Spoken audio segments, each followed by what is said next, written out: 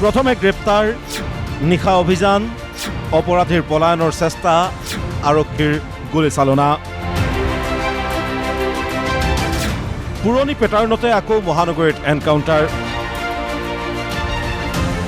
চোৰলৈ লক্ষ্য কৰি গুলীচালনা, জালুকবাৰী আৰক্ষীৰ।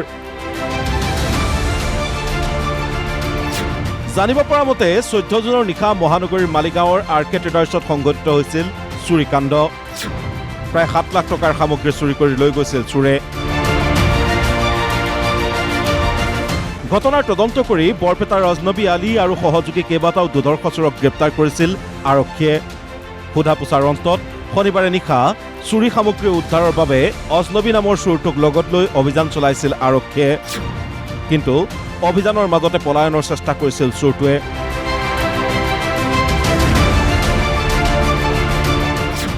আঘাতপ্ৰাপ্ত হৈছিল আৰক্ষীৰ জোৱান আৰু উপায়ন্তৰ হৈ গুলীচালনা আৰক্ষীৰ।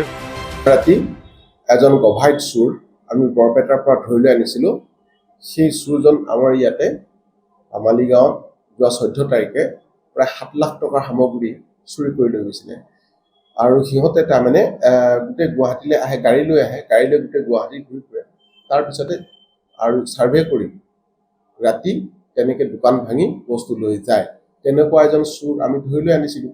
আৰু সেই চোৰজনে আমাক ক'লে যে এনেকুৱা মানে কিছুমান বস্তু আমি লুকাই থোৱা আছে আৰু কিছুমান এনেকৈ ভাঙা মানে ঘৰ ভাঙিবৰ কাৰণে, দৰ্জা ভাঙিবৰ কাৰণে, তলা ভাঙিবৰ কাৰণে যিবিলাক টুল তেওঁলোকে ব্যৱহাৰ কৰে সেইখিনি লুকাই থোৱা আছে, লৈ গ'ল।